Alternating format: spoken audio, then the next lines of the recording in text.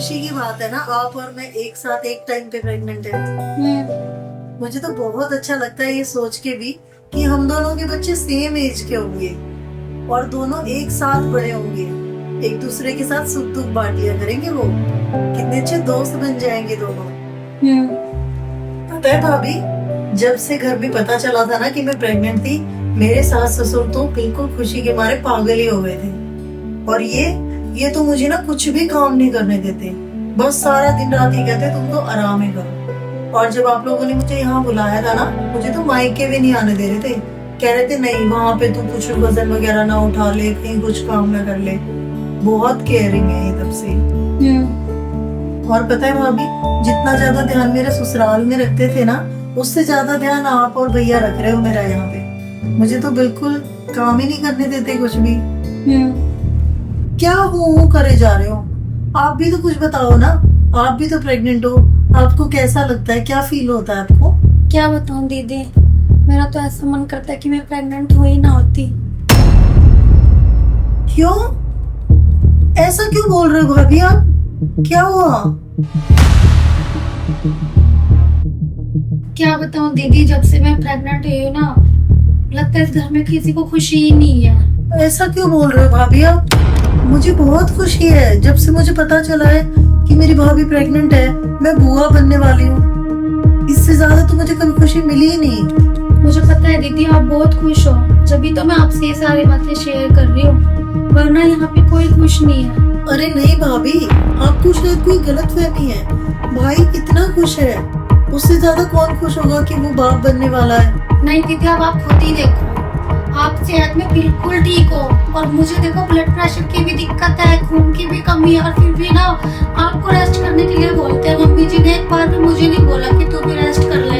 अरे भाभी, कहाँ आप मम्मी की बातों को लेके बैठी हो?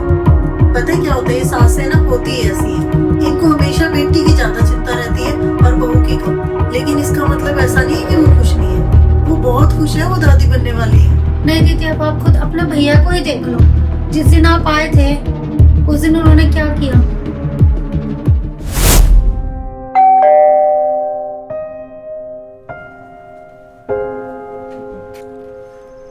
निक्की, हाँ भाई, कैसा है तू? मैं तेरे को देख के खुश। तू कैसी है? मैं भी बढ़िया। निक्की, तुझे इस हालत में बोझ नहीं उठाना चाहिए। रुक, मैं तेरी भाभी को बुलाता हूँ। दीपिका, हाँ इधर आ। ये ले दीपिका, निक्की के रूम में रख दे ये सामान। निक्की, इस हालत में बिल्कुल भी मत उठाया कर सामान, और बोझ तो बिल्कुल भी मत उठाया कर। ठीक है भाई। अरे नहीं भाभी, वो एक्चुअली मैं इतने दिन बाद मायके आई थी ना, तो वो देख के भैया थोड़े से ओवर केयरिंग हो गए थे। इसका मतलब ऐसा नहीं है कि वो आपकी केयर नहीं करते, बहुत केयर करते हैं वो आपकी।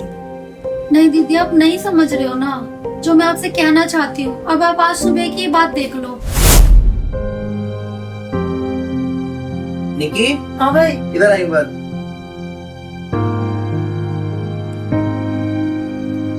हाँ भाई बोल। ये तेरे लिए फ्रूट कट कर दिया, और जल्दी से इनको फिनिश कर दे।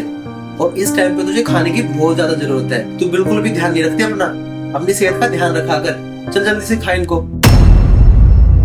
पर भाई, फ्रूट खाने की जरूरत तो भाभी को भी है ना। तू भाभी की चिंता मत कर, भाभी तो कुछ ना कुछ खा लेगी। और ये फ्रूट मैंने तेरे लिए कट किया है, तू जल्दी से इनको फिनिश कर, ठीक है?